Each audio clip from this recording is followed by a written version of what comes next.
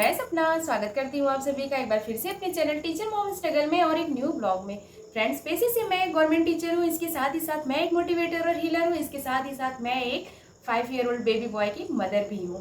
Friends, एक बात मैं आप लोगों को बताना चाहती हूँ कि जीवन में चाहे जितनी भी कठिनाई हो, अगर हमारे अंदर ललक हो ना, हमारे अंदर अगर समझ लीजिए कुछ कर गुजरने की अगर चाह हो ना, समझ लीजिए कि हम पत्थर से भी रास्ते बना सकते हैं, हम माझी बन सकते हैं अपने जीवन के लिए।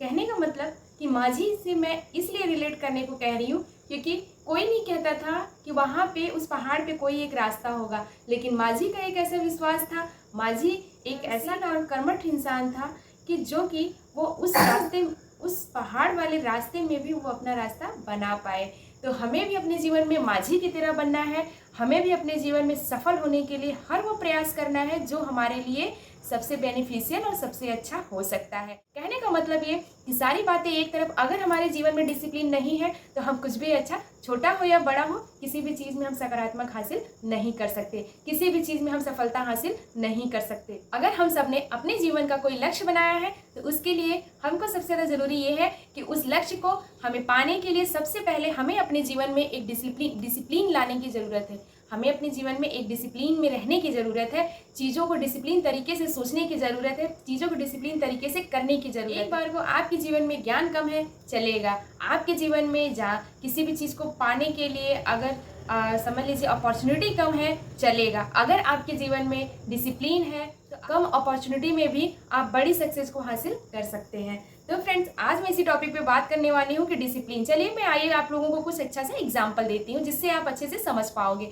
आर्मी का डॉग आप देखे होंगे, बहुत ही ट्रेंड होता है, बहुत चीज़ें उसको पता होती हैं, उसे ये भी पता होता है कि बैरक से दूर हमें नहीं जाना है, लेकिन फिर भी उसे रस्सी में बांध के रखा जाता है। क्यों? क्योंकि उसे डिसिप्लिन पहले से सिखाया जाता है, उसे भी डिसिप्लिन में रहना पड़ता है। जबकि वो बहुत ही ट्रेंड है चीज़ों को लेकर के, वो अच्छे से समझ रहा है कि हमें बैरक से दूर नहीं जाना है, या तो हमको जिस चीज़ से बांध के रखा गया है उससे दूर जाना है। जब तक उसको आदेश नहीं दिया जाता है, जब तक उसको कमांड नहीं मिलता है, वो एक पैर भी आगे नहीं बढ़ाता है चीज़ों को लेकर के। एक बार कमांड मिलने पे वो अपने डिसिप्लिन में रह करके वो चीज़ों को करता है, वो सच्चाई को खोजता है। और उसी तरह से पतंग भी होती है। पतंग की डोर जब तक हमारे हाथ में है वो डिसिप्लिन में उड़ रही होती है। उसकी डोर हमारे हाथ में होने से पतंग जो है उसका दायरा उसको पता होता है। जैसे ही हमारे हाथ से पतंग की डोर छूटती है, वो चीज़ों को लेकर के वो अपने साथ उड़ जाती है। कहने का मतलब वो डिसिप्लिन में नहीं है, उसे यही नहीं पता है कि उसे उड़ के कहाँ जाना है, कहाँ तक रहना है। ये चीज़ें जितनी ही सजीव पे लागू होती हैं उतनी ही निर्जीव चीज़ों पे भी लागू होती हैं। फैन को आप देख लीजिए, जब तक वो डिसिप्लिन में उसका स्विच ऑफ है तब तक वो चल रहा है। जैसे ही उसका डिसिप्लिन बिगड़ता है चीज़ों को लेकर के, उसमें से करंट आने लगता है, वो खराब हो जाता है। मतलब उसका सिस्टम डिसिप्लिन से हट गया है, उसके रूल्स जो है, रूल रेगुलेशन जो है उससे हट करके वो काम कर रहा है, जिससे कि वो खराब हो गया, वो हमारे काम का नहीं है। आप में से बहुत सारे लोग कमेंट करते हैं कि हम लोग पढ़ते हैं लेकिन हम लोग पढ़ नहीं पाते। चलिए एक एग्जांपल मैं और भी देती हूँ। अलार्म देखें, अलार्म हम लोग लगा के सोते हैं 5 बजे का, लेकिन अलार्म बजता रहता है, बार बार बजता रहता है। अंत में वो भीख मांगता है कि अरे साहब उठ जाओ, मुझे आप लगा के सो गए हो और आप ही ने मुझे ये कमांड दिया था कि तुम बार बार बजना और मुझे जगाना, लेकिन आप तो उठ ही नहीं रहे हो। और जानते हैं सबसे मजे की बात क्या है? उस समय हमारे दिमाग में बड़े अच्छे थॉट आते हैं कि अरे वाह, 8 घंटे की नींद बहुत ज़रूरी है, तो 8 घंटे सोना चाहिए हमको। इसीलिए आप उठते हो, अलार्म बंद करते हो, दोबारा से फिर से अपने बिस्तर पे जा करके आप सो जाते हो। और इसी तरीके से अलार्म जो है वो यही सोचता रह जाता है कि यार जब मुझे कमांड मिला है तो आप उठ क्यों नहीं रहे हो, क्योंकि मेरा काम है बजना। बजने से लेकर के मतलब आपको उठना, उठ करके आपको अपने काम में लगना। जीवन में जिसके डिसिप्लिन नहीं है वो चीज़ों को करना तो चाहता है, लेकिन वो हर काम डिसिप्लिन में नहीं कर रहा है। तो बहुत देर तक फ्रेंड्स, ना तो वो अपने लक्ष्य के प्रति, ना तो वो अपनी सफलता के प्रति समर्पित है, ना ही वो अपने करियर को ले करके वो डिसिप्लिन है। जब वो डिसिप्लिन में नहीं है तो क्या आपको लग रहा है कि आप कोई भी चीज़ अचीव कर पाओगे? यहाँ पे यह बात समझने की ज़रूरत है कि अगर कोई इंसान डिसिप्लिन में है तो वो दुनिया पे भारी पड़ने वाला है। कहने का मतलब कि वो कहर ढालने वाला है।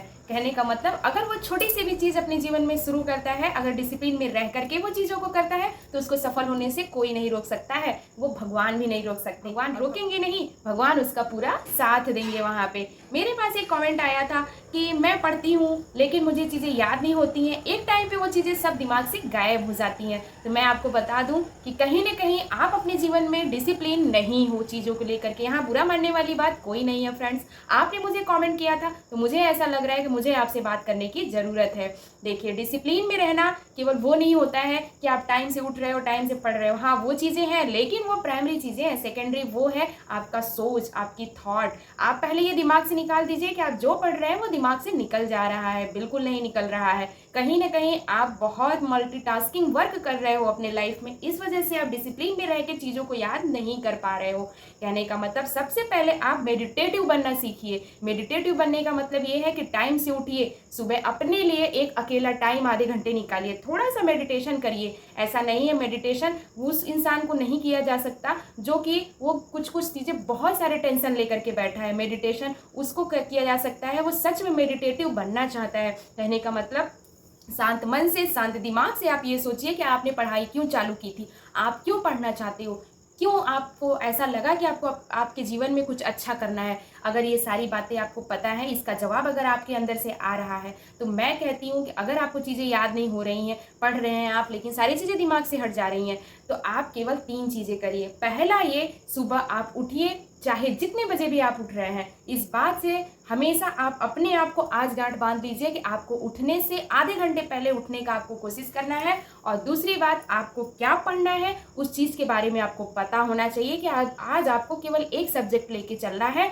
एक टॉपिक लेके चलना है। एक टॉपिक को आप बेहतरीन तरीके से पढ़िए, लिख के पढ़िए, बोल के पढ़िए, समझ लीजिए उसका ऑडियो रिकॉर्ड करिए। उस तरीके से करने से भी चीज़ें अगर आपको याद नहीं हो रही हैं तो कहीं ना कहीं आप बिल्कुल डिसिप्लिन नहीं है अपनी लाइफ में चीज़ों को लेकर के।